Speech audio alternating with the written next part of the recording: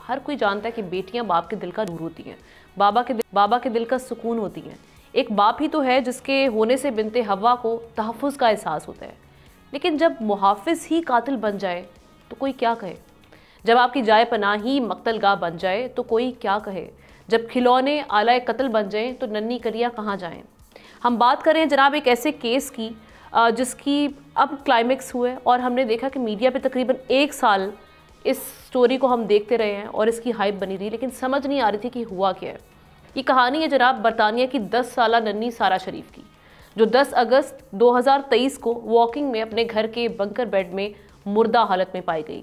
वो अकेली थी और लाश मिलने से 1 रोज़ कबल यानी 9 अगस्त को सारा के वालिद इरफान शरीफ, सौतेली माँ बिनिश बतूल और चचा फैसल मलिक 5 बच्चों के हमरा पाकिस्तान फरार हो गए थे।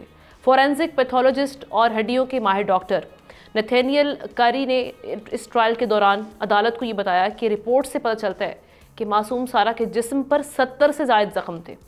हड्डियाँ 25 जगह से फ्रैक्चर, खराशों, जलने और दांतों के निशान भी थे। सारा की पसलियाँ टूटी हुई थीं, दिमाग पर भी इंजरीज थी।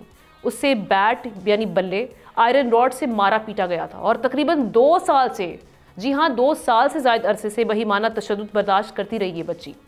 डॉक्टर कैरिन ने बताया कि मौत गर्दन के कंप्रेशन का नतीजा है, जो आमतौर पर हाथों से गला घोंटने की वजह से होता है। सारा के जिस्म पर काटने के निशानात समेत दर्जनों जख्म थे, जबकि उसके डीएनए के साथ उसके वालिद और चचा के डीएनए, बल्ले और बेल्ट, ये दोनों सिरों हम देख रहे हैं कि पाया गया है।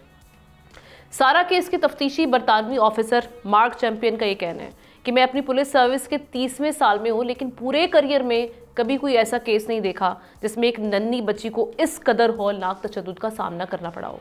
जब इरफान शरीफ सितंबर में अपनी फैमिली के साथ बरतानिया वापस आए तो पुलिस ने जहाज़ के दरवाजे खुलते ही उसमें जाकर तीनों को हथकड़ियाँ लगाकर गिरफ्तार किया।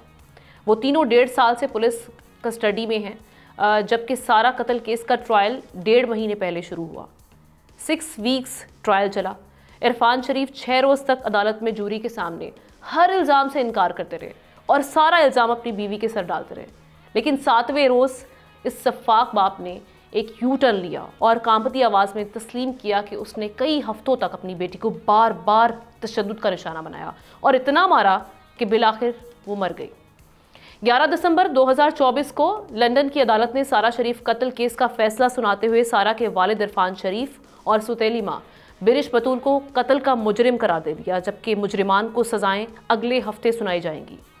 नाजरीन, सौतेली माँ का लफ्ज़ सुनते ही जहनों में मनफी तस्वीर उभर आती है, लेकिन इस केस ने यह साबित कर दिया कि सफाकियत का ताल्लुक सगे या सौतेले रिश्तों से नहीं है, इंसानी सोच से होता है। ये स्टोरी पढ़ते हुए, इसको देखते हुए, जब इसका हम देख रहे थे कि सारा केस का क्लाइमेक्स हुआ, हमारे दिल तो कम से कम लरज़ गए। हर इंसान जिसके अंदर इंसानियत मौजूद है वो इस सफ़ाक कत्ल और इस सफ़ाकियत के बाद यकीनन इस सोच में मुब्तला हो जाएगा कि ये सोच कैसी है। सब्सक्राइब करें और बेल दबाएं ताकि कोई खबर रह न जाए।